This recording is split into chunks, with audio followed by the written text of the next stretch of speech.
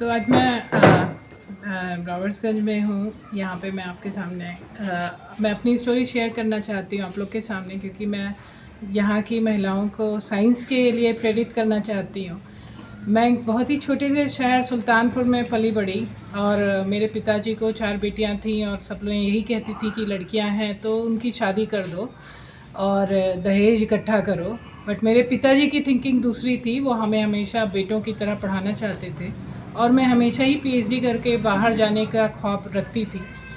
तो मैं जब मास्टर्स में पहुंची तो सब लोगों ने शादी के लिए जब प्रेशराइज़ किया तो मैं बोली नहीं, मैं शादी तभी करूंगी जब मैं पीएचडी कर लूँगी। तो पीएचडी करने के बाद मैं यूएस पहुंची और वहाँ पे मैं हार्वर्ड तक में फैकल्टी पोजीशन तक पहुंची।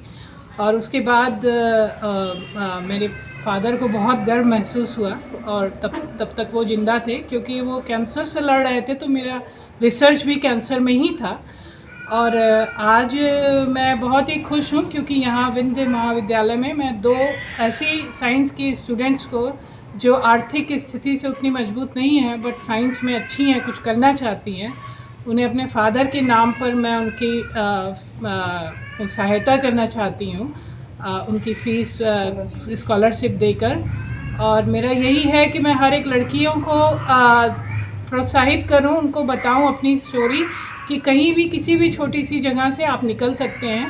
मैं भी सुल्तानपुर के बहुत ही छोटे से शहर के इस कुमारी से निकली हुई हूँ, सरकारी स्कूल में पढ़ी हुई हूँ। बट ये है कि हाँ, लाइट नहीं रहती थी तो मोमबत्ती जलाकर रात रात भर बैठी हुई हूँ, तो उस सब का फ़ायदा ज़रूर मिलता है। मेरी यही है लड़कियों से कि यूट्यूब, इंस्टाग्राम और ये टिकटॉक ये सब छोड़ के बुक से प्यार करें, बुक को अपना साथी बनाएं, सुख दुख खुशी सबका साथी बुक्स को बनाएं और आगे वो जाके उन्हें ज़रूर उसका फल मिलेगा। Thank you. महिला दिवस की सभी को बहुत बहुत शुभकामनाएं। हमारा देश वो देश है जहां महिला दिवस की कोई आवश्यकता नहीं थी। हमारे सनातन संस्कृति में महिलाओं को सम्मान और समाज में पुरुषों के समान अधिकार बहुत पहले से प्राप्त था। बहुत सी विदुषी महिलाएं हुई हैं जो भरी सभा में बैठ के शास्त्रार्थ करती थी पुरुषों के साथ, लेकिन बीच में जो हमारे भारतवर्ष पर बहुत सी लोगों ने जो आक्रमण किया, असामाजिकता जो आई, उससे धीरे धीरे महिलाओं की स्थिति में बहुत परिवर्तन हुआ। लेकिन आज वर्तमान में स्थिति बिल्कुल बदल चुकी है। हर महिला स्वतंत्र हो। स्वतंत्रता का मतलब सिर्फ आर्थिक स्वतंत्रता ही नहीं होती है, स्वतंत्रता का मतलब मानसिक स्वतंत्रता भी है। हर महिला के पास उसके अपने अधिकार हों, उसे जीने का अधिकार हो, उसे यह स्वतंत्रता हो कि वो अपने शौक़ पूरे कर सके, उसे यह स्वतंत्रता हो कि वो समाज में अपनी बात को बहुत ही निडरता से रख सके।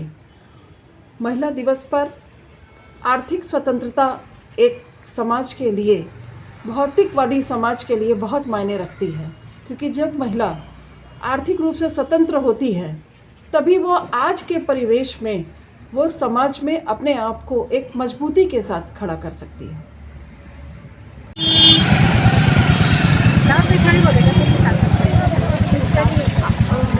महिलाओं को खुद की विकास करने के लिए अपने ही जागरूक होना पड़ेगा। महिलाएं खुद का विकास खुद से कर सकती हैं, किसी के कहने या किसी और के सोचने पे कुछ नहीं हो सकता, खुद पे डिपेंड होना चाहिए कुछ करने। So I want to be an engineer when I grow up, and I know engineering in that field is more of a men-based field right now. So hopefully in the future I can help make that more of a woman-based field. My sister is also an aspiring engineer and she's older than me. So hopefully me and her together could maybe break some more barriers by making engineering more of an equal-based field, not just a men-based and men-oriented field.